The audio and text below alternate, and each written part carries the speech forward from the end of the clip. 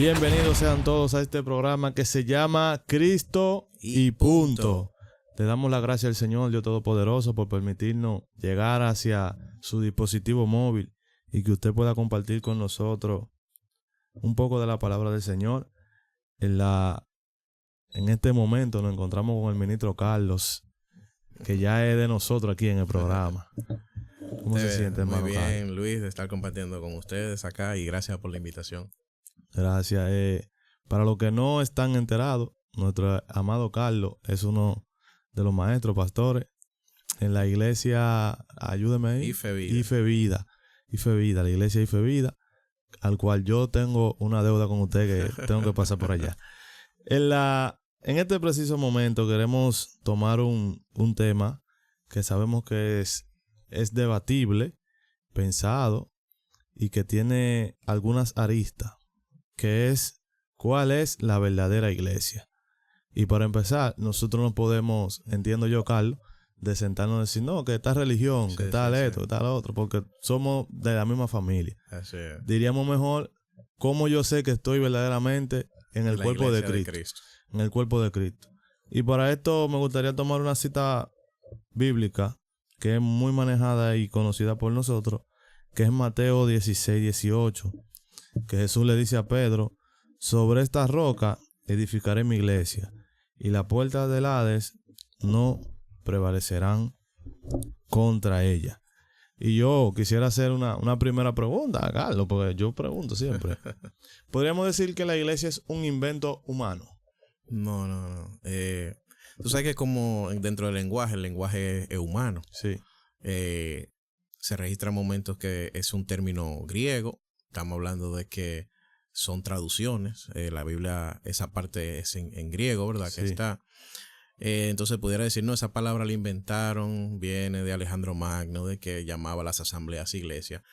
Pero entonces al traducir, tradujeron esa palabra que representaba lo que es un grupo de personas que se reúnen. Ahora, el problema es que de lo que Jesús hablaba era que él iba a edificar el cuerpo de Cristo, que es su cuerpo, las personas, es decir, el grupo de personas que iban a aceptar todos los preceptos de Dios. Entonces, por ende, se usa este término iglesia. Es decir, que no es un término exclusivo, sí se usa en la Biblia, pero pudiera alguien decir, no, eso solo inventaron los griegos. No. Claro.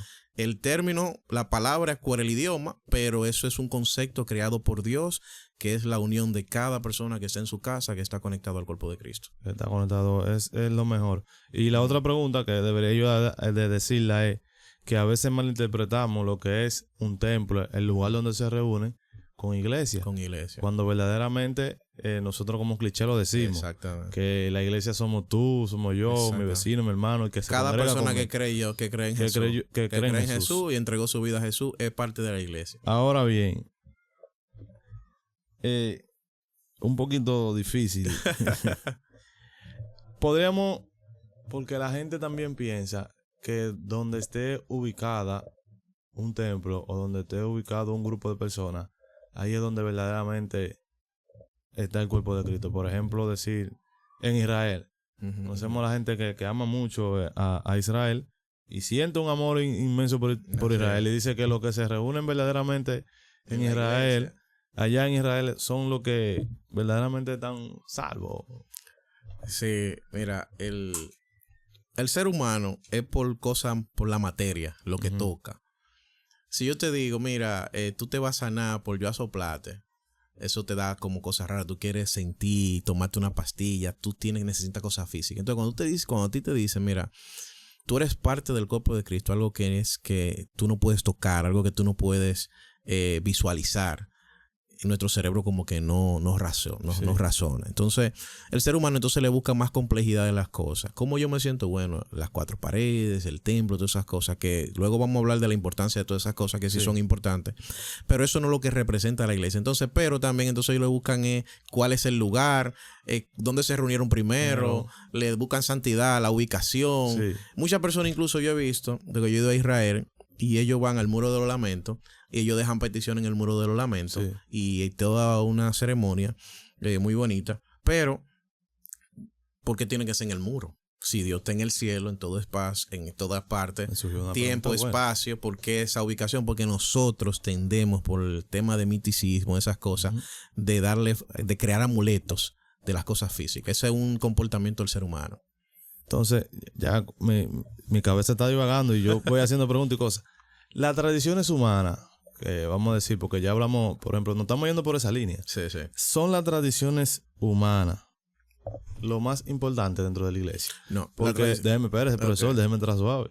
Cuando hablamos de tradiciones humanas es que hay un cierto tipo de patrón que debe de haber dentro de un templo o dentro de una congregación. La liturgia de la iglesia. Exactamente, la liturgia.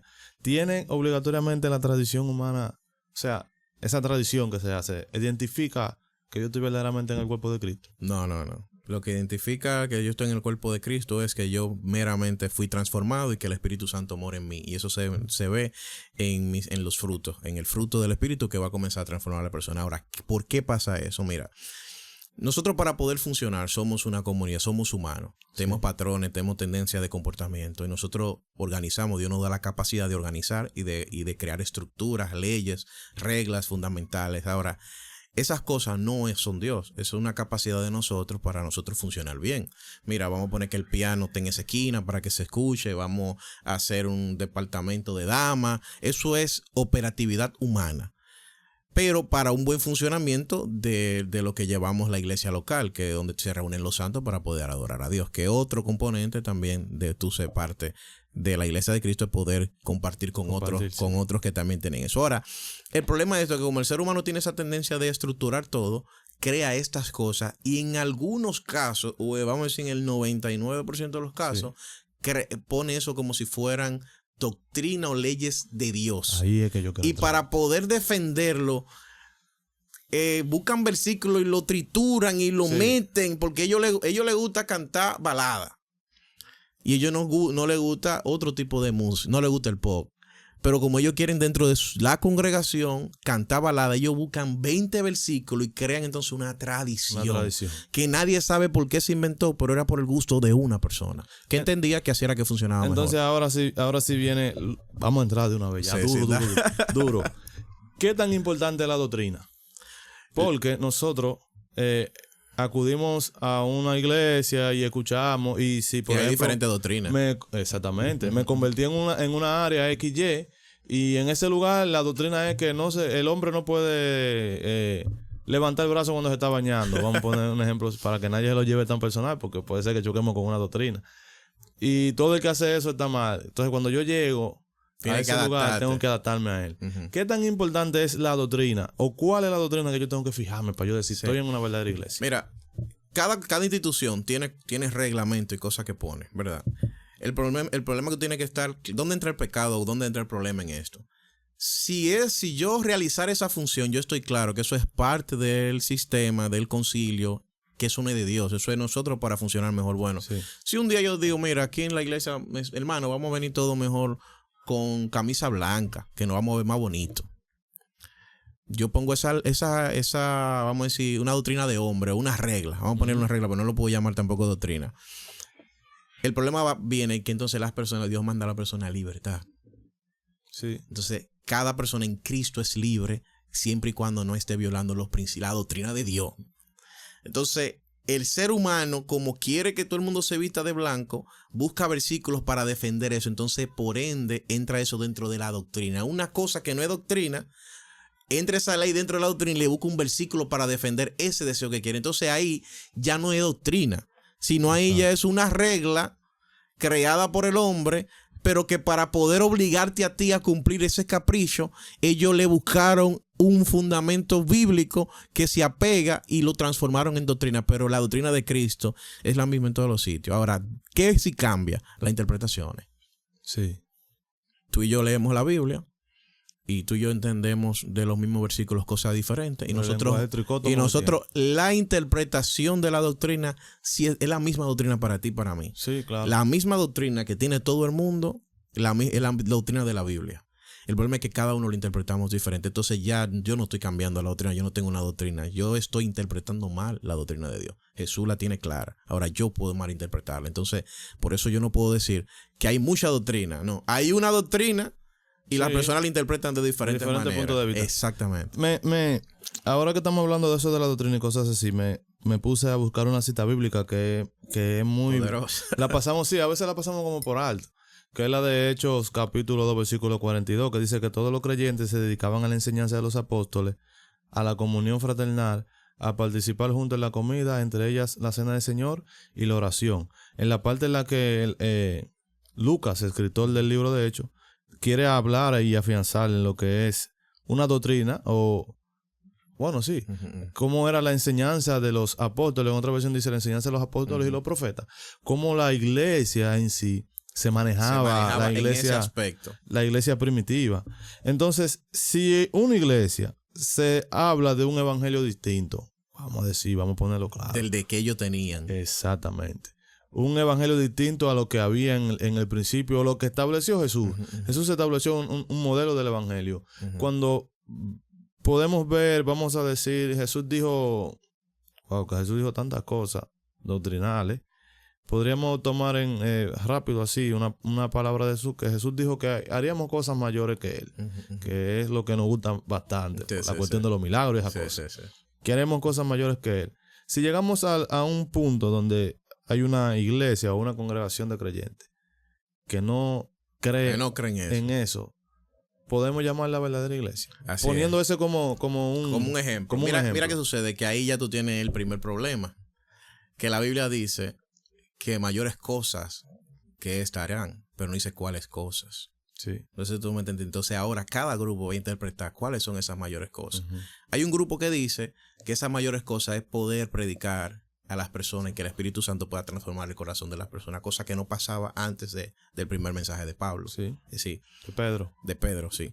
Entonces, también las personas gentiles no se manifestaba ese deseo por querer entrar a una doctrina que era prácticamente una cultura de una civilización. Después de que esas mayores cosas, esas personas lo interpretan. Otras personas interpretan mayores cosas como todo el tema de milagros y poder, pero yo creo que anteriormente había más poder y más milagros que ahora. No sé si tú me entiendes. Si son mayores, si las mayores cosas son milagros, poder y manifestaciones, entonces no son mayores que lo que hacían los profetas. No sé si me estás entendiendo. Sí, entonces ya si yo hago una lectura comprensiva, clara, voy a entender que una encaja más, pero al final las dos son conjeturas. Porque lo que dice mayores cosas. Entonces cada grupo...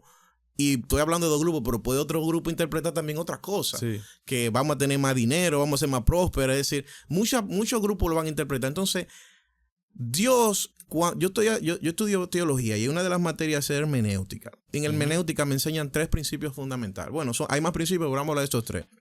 Primero, ¿cuál es la intención del texto? ¿Qué él quiere dejar dicho con eso? Si yo sé cuál es la intención, ya no necesariamente tiene que ser el tema gramatical. Entonces, ¿cuál es la intención? ¿Qué estaba hablando Jesús y qué quería pasarle a ellos? El compromiso de que ellos van a comenzar a formar iglesia, llevar el ministerio. Entonces, si esa es la intención que se viene narrando todo, ¿por qué yo paso a otra intención que realmente no era de la conversación que estamos hablando? Eso. Entonces, estamos claros, ¿verdad? Es decir, él venía hablando del trabajo que era, incluso Jesús viene hablando del misterio, del evangelio, de que le está entregando todo ese... El poder, la sabiduría, van a tener la potestad. Exactamente, de hacer cosas, es decir, de que ellos tienen una posibilidad de que otros están ciegos basado en ese mensaje que ellos sí están entendiendo. Entonces, el segundo punto es tema argumentativo, los argumentos dentro del texto, que tú puedas ver, y ahí entra vamos a decir, hasta la ortografía, la gramática, todos esos principios que tú tienes que entender. Exactamente, ya tú sabes que no hay, si en un texto no hay una palabra como que no va, entonces yo no puedo dañar una oración. Yo no puedo decirte, mira, el carro es verde, y dentro de la oración tú decís, no, lo que pasa es que se refiere a verde porque está lleno de planta, no verde, el color. No sé si tú me entiendes. Es decir, que hay términos gramaticales que me dan a mí el sentido de la oración. Y el tercero, que es muy importante, tiene que ver con las evidencias de toda la Biblia. La Biblia se conecta como una cadena. Exacto. Yo no puedo sacar un pedacito y leerlo y luego no se conecta con nada. Yo tengo que entender que yo lo estoy malinterpretando, porque es que todo va conectado. Entonces, si tú ves que lo que pasaba con los profetas no fueron las mismas cosas que le ocurrieron a los apóstoles, aunque sí tuvieron señales y decía que las señales le seguían a los apóstoles, sí, pero no era la gran cantidad. Entonces, si dentro de mi vocabulario español, mayores cosas tienen que ver que uno, después más dos, mejor. Y yo veo que ahora eran 3 y ahora es 1, entonces no tiene sentido en ese caso. Está bien, yo espero que lo que estén escuchando, tú sabes, y que comenten y que digan, no estoy de acuerdo. Pero es una interpretación. Es una interpretación. Claro. No es decir que eso no es la Biblia. No es la Biblia que sí, exacto. Qué bueno que sí te está aclarando. Otra cosa que quería como que pudiéramos hablar claro, la importancia de los frutos. Exactamente. Porque vamos a hablar ahora de la organización. Uh-huh. Los niveles de fruto que debe, porque como creyente yo tengo que dar fruto. Así es. Pero mi organización donde yo pertenezco da fruto verdaderamente de que estoy cerca de un lugar que no es perfecto, uh-huh, que no es el mejor lugar del mundo, que no es el mejor lugar del mundo, pero que da fruto. Uh-huh. ¿Cuáles serían los frutos que yo debería de observar en mi pastor, en mi líder, en el círculo donde nos estamos rodeando? Uh-huh. ¿Qué son esas cosas que yo puedo decir? Bueno, aquí sí hay. Sí. Mira, la mayoría de divisiones de diferentes, vamos a decir, dentro del término de los cristianos, se dividen en muchos, vamos a enfocarnos nada más en los cristianos. El cristianismo como tal, religión como tal. Judeo-cristiano, lo que salen de la Biblia, todo lo que salen de la Biblia. Las divisiones son en cosas que no tienen que ver con la doctrina clara de arrepentimiento. Para todas las religiones robar es pecado. Claro. Para todas las religiones dentro del cristianismo, Jesús murió por nosotros para que seamos salvos del pecado. Para todas las religiones existe Satanás, y hay muchos parámetros que se convierten. Entonces, Jesús nos dice que para nosotros venir a Él, solamente debemos creer en Jesús, uh-huh, creer que lo necesitamos e entender primero entender que somos pecadores, reconocer que estamos en pecado. Segundo, de que por medio de Jesús podemos acercarnos a Él creyendo en Él y aceptándolo y diciéndole, pero tercero, reconociendo que de ahora en adelante mi vida va a ser moldeada a través de los preceptos de Dios. Ahora, ¿dónde entra? Que los dos primeros pasan en la mayoría de las iglesias, si son parte del cuerpo de Cristo. Reconoció que es pecador. Aceptó a Cristo. El problema es que en la práctica ahí es donde cambian las religiones. Entonces yo te digo lo siguiente. Si ya pasó y se arrepintió y es cristiano, ¿tú crees que Dios le va a interesar que uno se ponga falda y el otro no se ponga? Entonces tú me estás entendiendo. Sí. ¿Dónde Dios se va? Bueno, si tú dices que en esa iglesia no se predica a Jesús, si tú dices que ya lo que es pecado no es pecado, no sé si tú me entiendes, sí. Ya, no, que aquí podemos fornicar, pero es que la iglesia, ahí no hay división en esas cosas. Las divisiones son en liturgia, yo le pondría así de interpretaciones que son doctrinas secundarias. Uh-huh. Ahora, hay religiones, como vamos a decir, dentro del cristianismo hay divisiones que no se nombran, yo no puedo agrupar en un grupo concreto, sino que varían, donde sí varían cosas. Dice, no, Jesús no existe, o Jesús sí solo, y el Espíritu Santo no, o el Espíritu Santo no existe, o ahí ya yo estoy variando el mensaje de Dios. No sé si me entiendes, si ya yo voy directamente distorsionando. Entonces yo de a quién me arrepentí, no me arrepentí a quien me predicó, que es Jesús. Ahí es que vengo, porque a veces nosotros pensamos, y bueno, yo viví la faceta de nuestro concilio, yo viví parte de la grande faceta, y ahora hay gente que se sorprende y dice, pero ya se puede hacer esto. Ya se puede hacer esto, pero la iglesia cambió, pero yo digo, pero ¿en qué fue lo que cambió? Porque los puntos doctrinales en su claridad siguen siendo lo mismo. Creer en el Espíritu Santo, creer en el bautismo del agua, en la manifestación del Espíritu, creer en el nuevo renacimiento, la regeneración, la santificación progresiva. Ahí no hay como podríamos decir, como problema. Pero cuando llegamos a la práctica, como lo que tú decías, que en la práctica, como yo la practico, porque entonces viene un grupo, Rabacuque dice que si yo me pongo un t-shirt, una cosa, yo estoy pecando. Ajá. Pero eso ya es una práctica de ello. Ahora, ¿dónde entra otro problema radical ahí? Que puede que yo entonces comience a tener, a evidenciar comportamientos que no son de una persona transformada. Amor, perdón, compasión.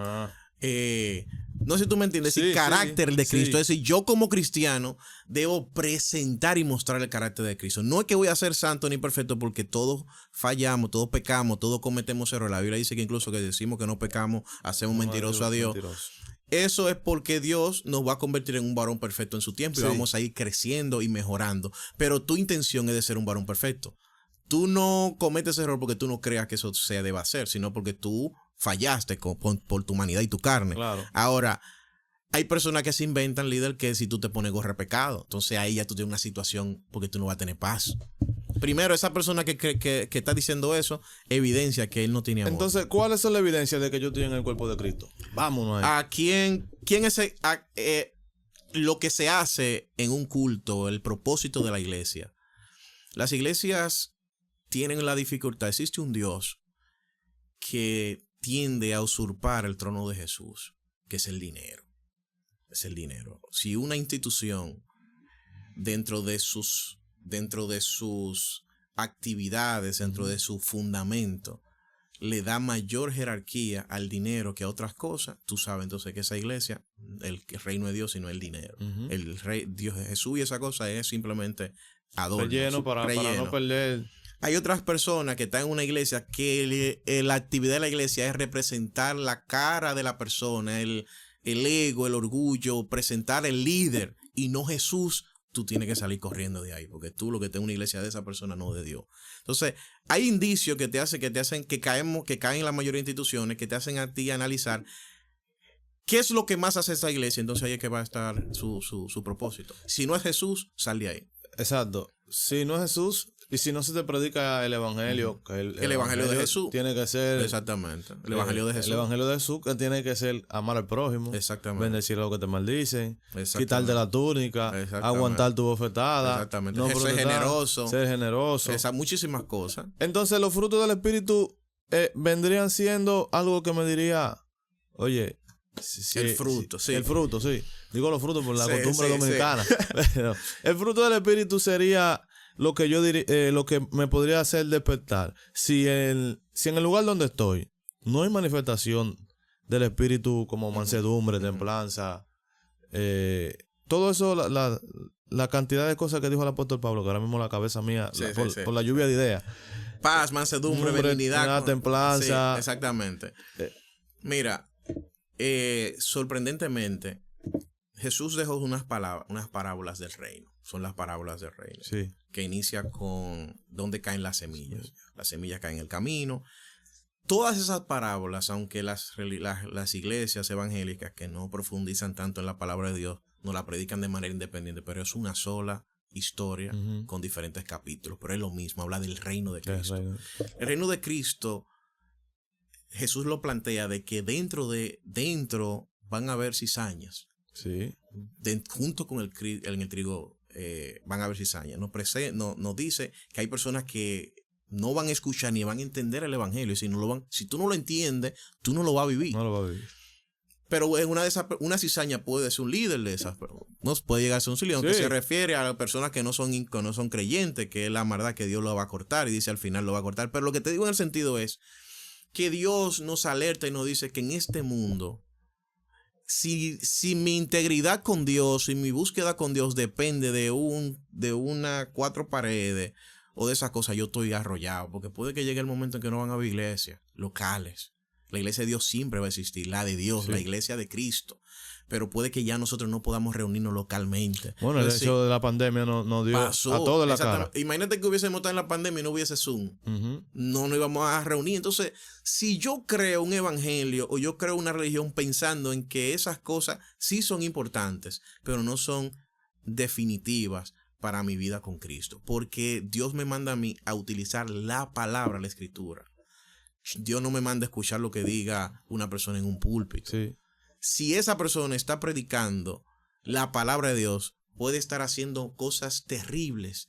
Y la palabra de Dios es como una espada que transforma la vida de las personas. Sí. Es decir, pero si comienza a distorsionar la palabra, tu alarma es que tú veas que lo que tú estás leyendo no acorde. Es decir, lo que me hace a mí salir de una institución o de una iglesia es saber que lo que se predica no va acorde con lo que dice la Biblia. En las cosas claras, porque pueden haber interpretaciones porque que nunca lo vamos a poner. Pero en lo claro, que yo diga, mira, aquí esto que se está manejando, eso no va con Dios. Yo siento que eso me aleja. Aunque también, Luis, cada uno de nosotros tiene formas.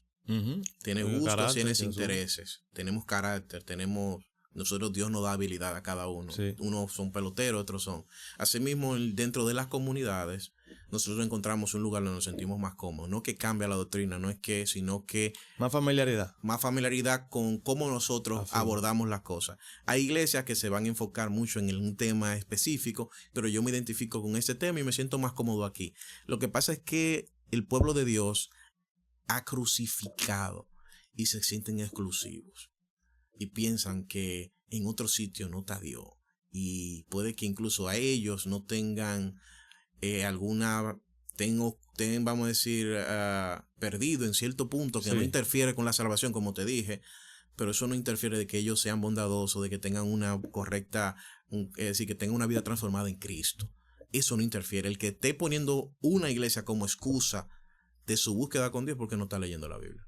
Nosotros tenemos de manera directa la palabra de Dios para... Todo lo que Dios me manda a mí está en la Biblia. Nadie más tiene que decírmelo.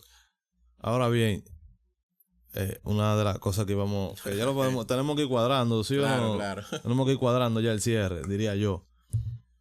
Es importante estar en un templo bien acomodado, para decir yo estoy en una buena iglesia, que hay una buena estructura, una buena organización, que la liturgia sea de un modo estrambótico, que todo se vea en pantalla y cosas. Eso identifica que yo tengo que hay 2,000 gente, 4,500 personas. Mira, casi siempre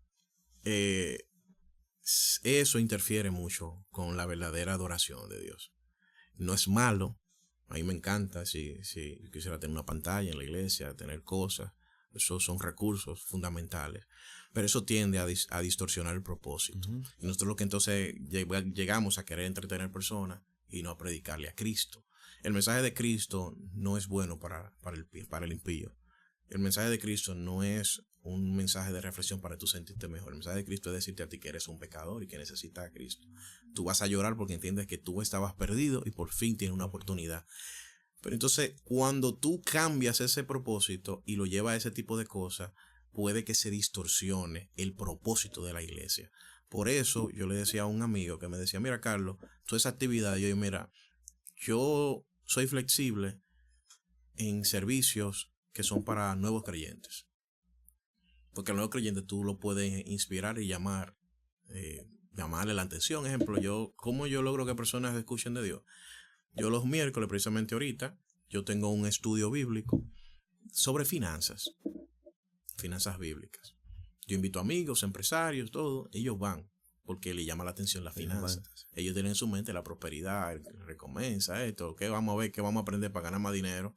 Ahí hay un toque de avaricia que tienen todas las personas arriba. Ahora, lo que se está dando de evangelio luego. Cuando ellos llegan, se topan que se le está hablando de las parábolas, pero las parábolas todas, aunque están hablando de peso, de moneda, todas arrojan al evangelio y la vida de qué Dios espera de ti. Entonces hay personas que se han convertido, muchas personas han aceptado a Cristo en ese ambiente. Yo estoy utilizando una estrategia para tratar personas que no son creyentes. No, y que no le va a interesar nunca cruzar por un templo. Le pongo buenos asientos, bien cómodos, que todo esté muy cómodo para traerlo. Ahora, eso, un cristiano, eso no puede ser motivación para estar ahí.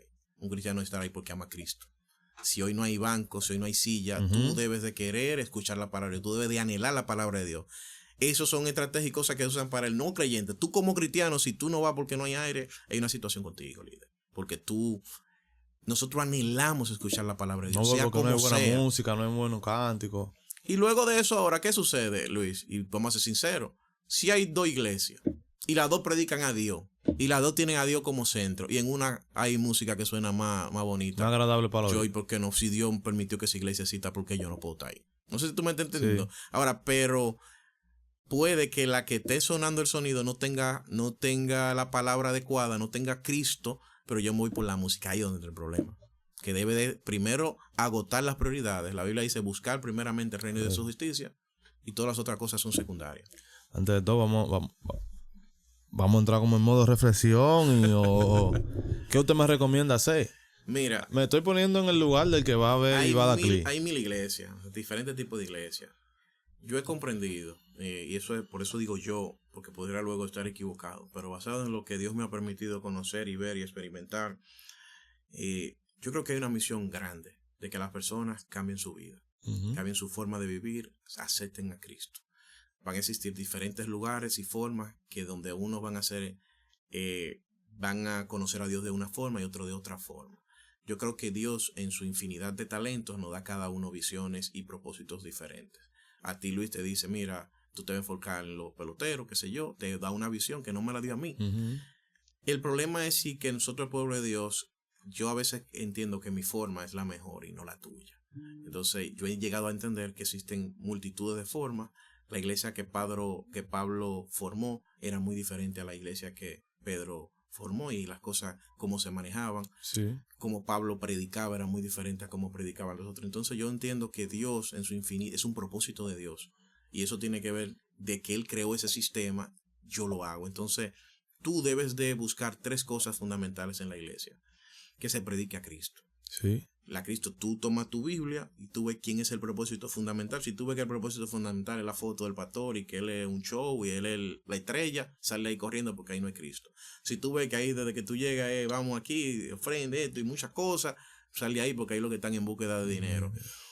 Tú debes de buscar aunque esas cosas luego entran dentro de una iglesia porque es importante, claro, todo el tema financiero, pero tú debes de enfocarte en la palabra de Dios. Cuando tú entras y tú reconoces, dice la palabra de Dios, que cuando que la oveja reconocen la voz de Dios, es decir, escuchan la voz de Dios. Entonces, cuando tú realmente te estás nutriendo de la palabra y Dios eres transformado, la palabra de Dios tú la vas a reconocer y tú vas a decir, no, ese pana lo que está perdiendo su tiempo, lo que está predicando disparate o lo que está repitiendo cosas.